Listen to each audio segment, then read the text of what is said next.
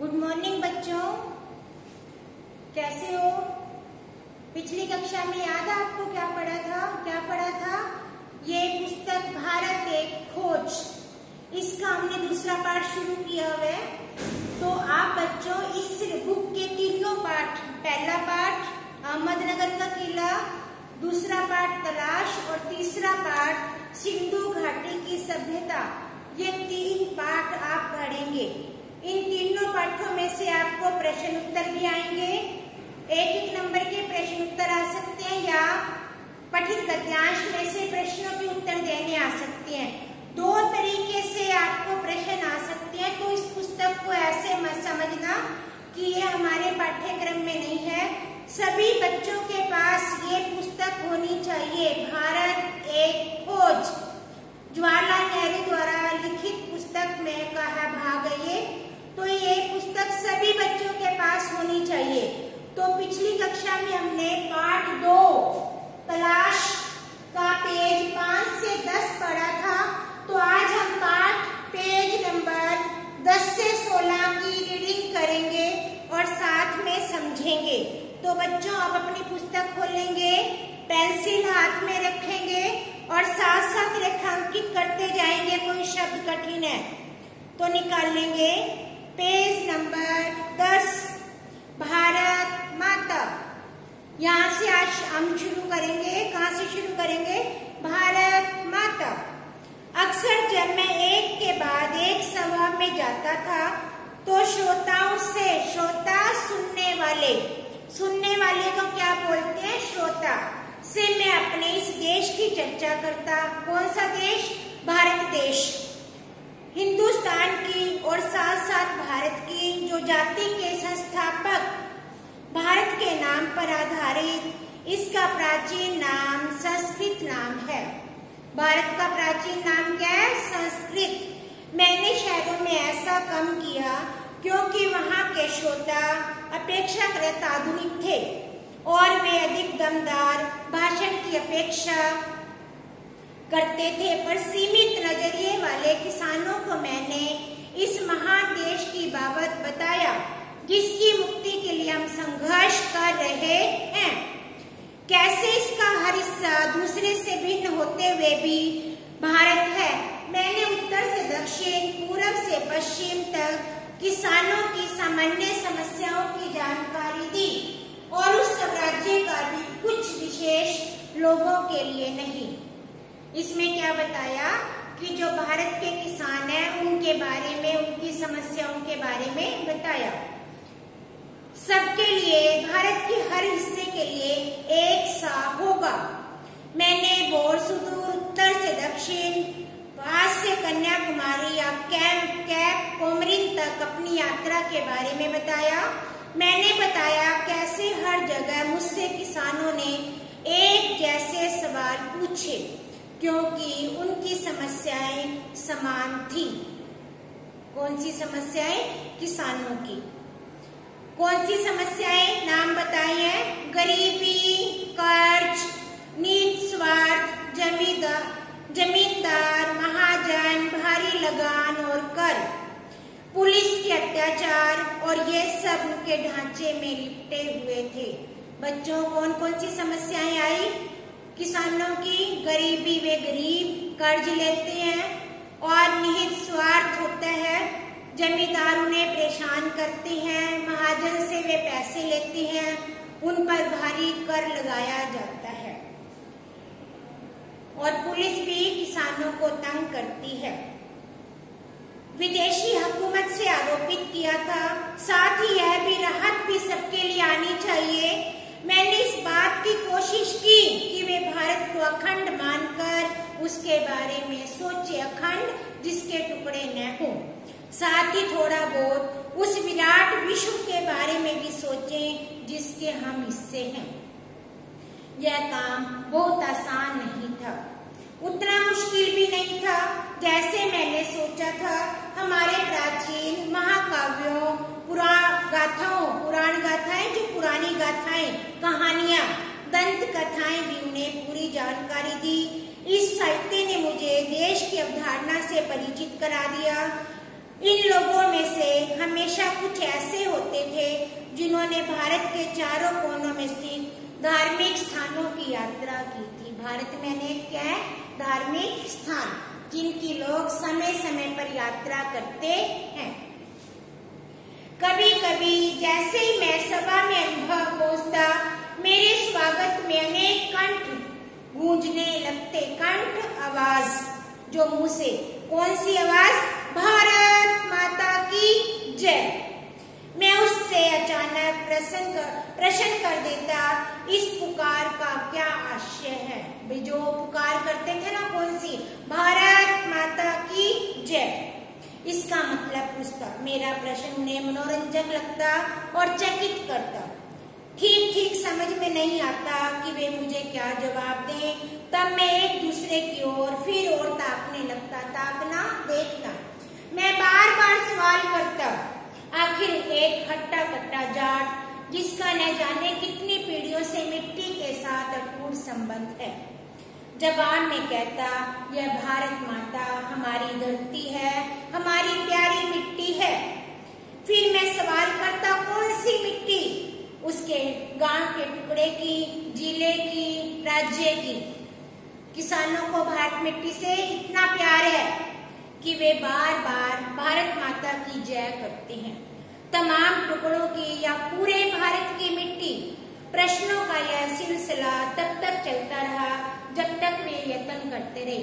आखिर में कहते, भारत सब कुछ है। उन्होंने सोचा क्या है? उसके अलावा कुछ नहीं। भारत के पहाड़, नदियां, जंगल, खेत। अब भारत में देखो क्या क्या है? नदियां, खेत, जंगल, पहाड़, ये भारत के प्राकृतिक सौंदर्य है। कि मेरे जैसे तमाम लोग, विशाल धरती चारों ओर फैली है। भारत माता मूल रूप से लाखों लोग हैं। जय का अर्थ है इसी जनता जनार्दन की जय। इस भारत माता की जय का क्या मतलब आया? जो भारत के लोग, जो भारत के लाखों लोग भारत भूमि में रहते हैं, उसकी जय जयकार की गई है।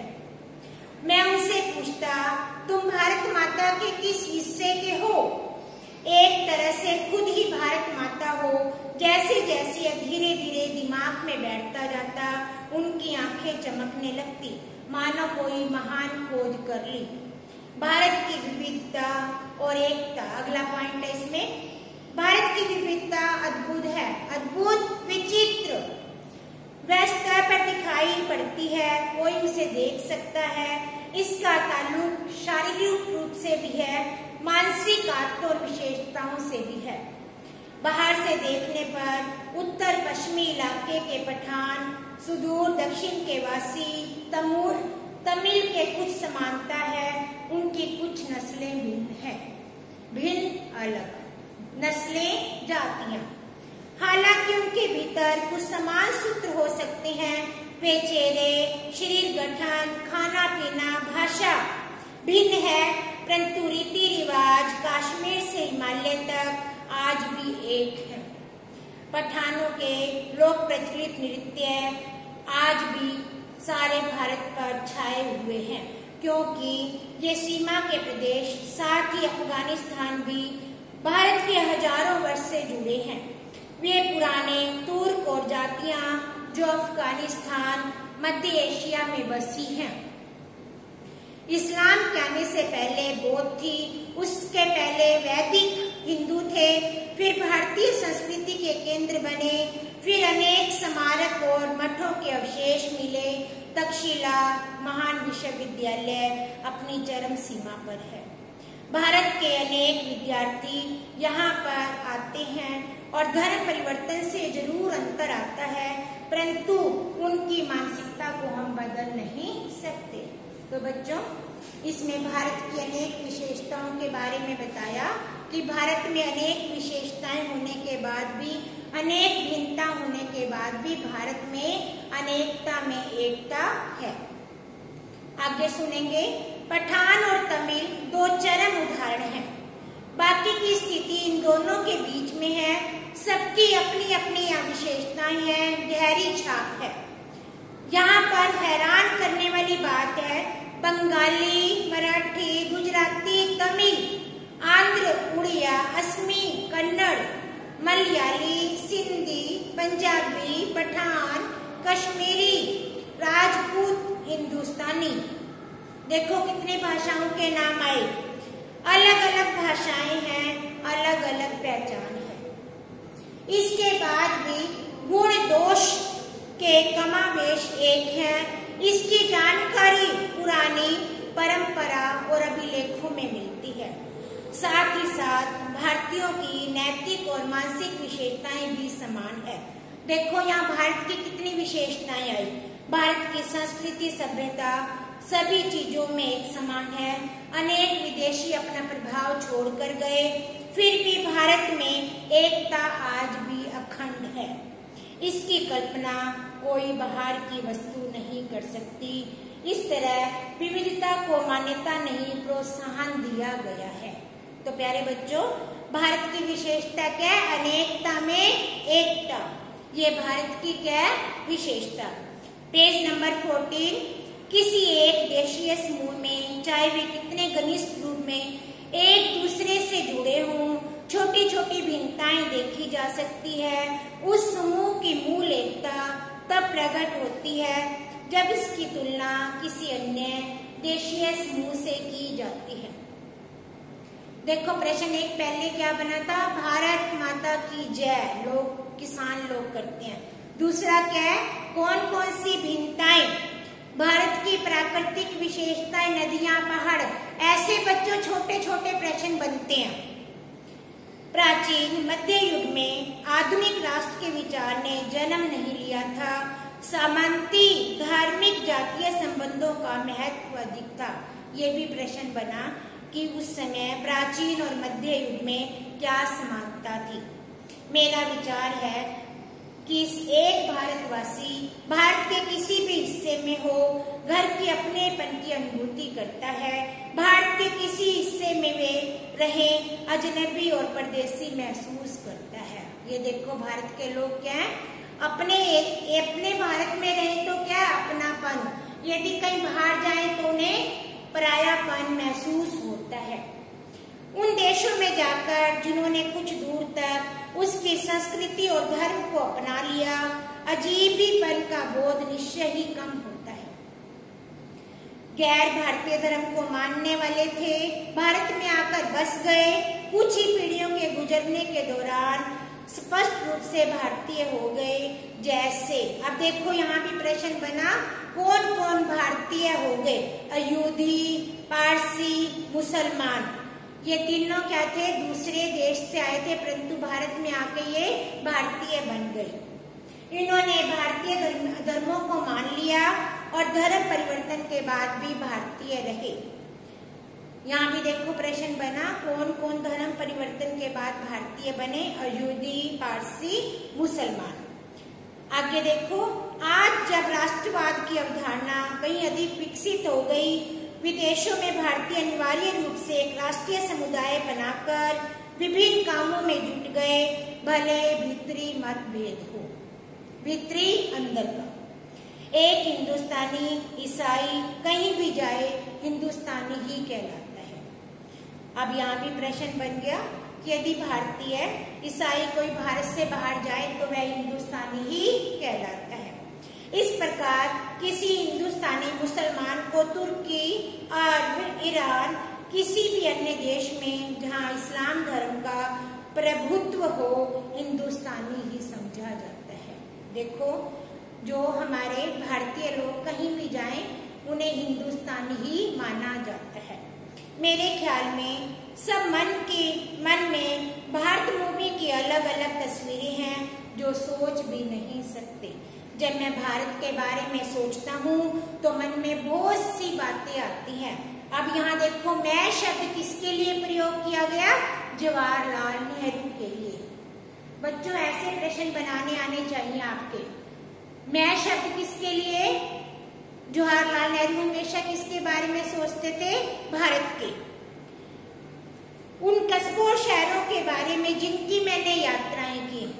अभी किसने यात्राएं की? जवाहरलाल नेहरू ने।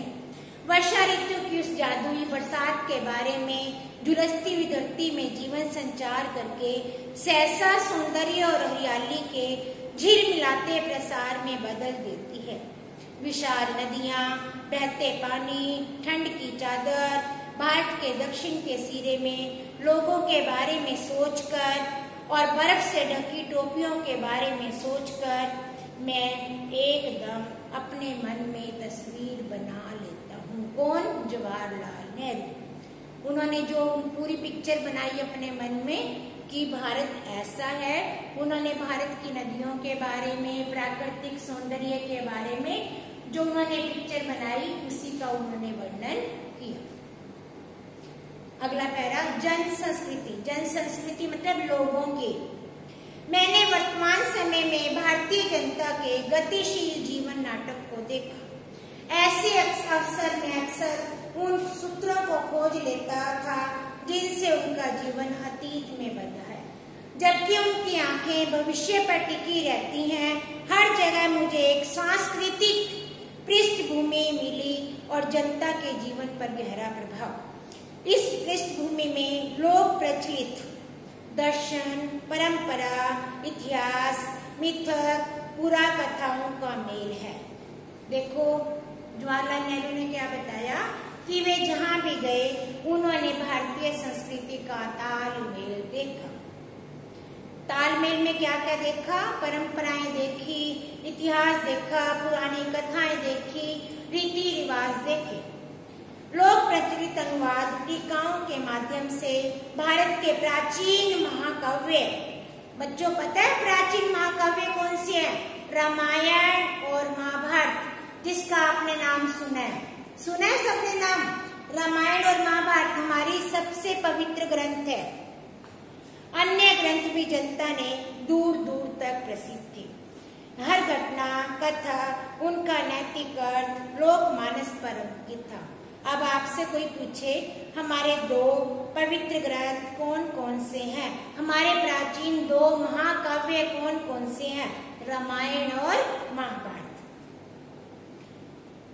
अनपढ़ ग्रामीणों को सैकड़ों पद याद थे। जो अनपढ़ लोग होते हैं ना, रामायण और महाभारत को ऐसे याद कर लेते हैं। हम तो पढ़ लिख कर याद करते हैं ना, वो बिना पढ़े लिखे अनपढ़ होने के बाद भी रामायण की चौपाइयां, महाभारत उनको कब ऐसे कंठस्थ होता है। वे बातचीत के दौरान भी ऐसे मुहावरों का प्रयोग करते हैं जिनका नैतिक उपदेश हो। रोजमर्रा की जिंदगी में भी ऐसी बातों का प्रयोग करते हैं। सुनिश्चित तथ्यों से निर्मित तस्वीरों का भंडार था। मैंने महसूस किया अनपढ़ किसान के मन में भी तस्वीरों का भंडार है। ये किसने महसूस किया? जवाहरलाल नेहरू ने महसूस किया। जो अनपढ़ किसान होते हैं उनके मन में भी भारतीय संस्कृति की अमीर छाप है। यह बात अलग है, उसका स्रोत पुरा कथाएं, परंपरा, महाकाव्य के नायक नायिका अधिक हैं, इतिहास बहुत कम। इस पर वह बहुत स्पष्ट होता है। मैं उनके चेहरे, आकार, चाल चलन को ध्यान से देखता हूँ। किसके? लोगों के। उनके बीच में संवेदनशील चेहरे, बलिष्ठ देह, बलिष्ठ बलवान शरीर, जो किसानों का शरीर होता है बलवान, और सीधे साफ अव्यय वाले पुरुष दिखाई देते हैं। जो भारतीय किसान है उनके मन में कोई छल कपट नहीं होता। महिलाएं भी लावण्य। अब महिलाओं के गुण देखो, लावण्य, सुंदरता, नम्रता, गरिमा और संतुलन के साथ एक चेहरा जो अवसाद से भरा हुआ था। कहने का भाव है महिलाओं में भी ये सब गुण दिखाई देती हैं, चाहे उनके अंदर कोई दुख या पीड़ा हो। किसी पुरुष या स्त्री पर पड़ती है, पुरुष या जब नजर किसी पुरुष या स्त्री पर पड़ती है तो वे मुग्ध कर देती है। वे पुराने भित्ति चित्रों को याद करते हैं। भित्ति चित्र होते हैं दीवारों पर बने चित्र। मुझे इस बात से हैरत होती है कि भयानक कष्टों के बाद भी भारत का सौंदर्य टिका हुआ है, बना हुआ है। इन लोगों को साथ लेकर हम क्या नहीं कर सकते, इससे बेहतर बनने के अवसर बना सकते हैं। लास्ट पैरा, चारों ओर गरीबी और उससे पैदा होने वाली अनगिनत विपत्तियां फैली थी। विपत्तियां, कष्ट, पीड़ा, वेदना, मुश्किलें, इसकी छाप माथे पर थी। जिंदगी कुचल कर विकृत और भयंकर हो रही थी। विकृत होता है जो बहुत ज्यादा जैसे भयंकर रूप, बेकार। जिंदगी क्या थी? बेकार और भयंकर हो गई थी। फिर भी सब देखने पर दुख नहीं था। भारत की असलियत यही थी, स्थितियों को समर्पित भाव से स्वीकार करने की प्रवृत्ति प्रचलित थी। साथ ही एक प्रकार की नम्रता और भला मानस था। हजारों वर्ष की सांस्कृतिक विरासत की देन थी, जिसे मुझे बड़े से बड़ा दुर्भाग्य भी नहीं मिटा गया था। प्यारे बच्चों, ये हमारा पाठ 2 था, तलाश। इस पाठ में भारत की विशेषताओं के बारे में बताया कि भारत महान है, भारतीय संस्कृति महान है, भारत में अनेकता में एकता है, भारत के लोगों की सोच क्या है। तो प्यारे बच्चों, ऐसे अनेक प्रश्न इस पाठ में से बन सकते हैं। इस पाठ को ध्यान पूर्वक पढ़ना। आपने पाठ 1, 2, 3 पाठ तक आप ध्यान पूर्वक पढ़ेंगे और ऐसे छोटे छोटे प्रश्न बना लेंगे। बुक में रेखांकित करेंगे, नोटबुक में नहीं लिखेंगे, बुक में अंडरलाइन कर लेना, ठीक है। और पैसेज में से भी प्रश्न आ सकते हैं, जैसे आप पढ़ते हो ना अनसीन पैसेज, उसमें एक पैराग्राफ 3 प्रश्न ऐसे भी हो सकते हैं, ठीक है। तो आप सबका धन्यवाद।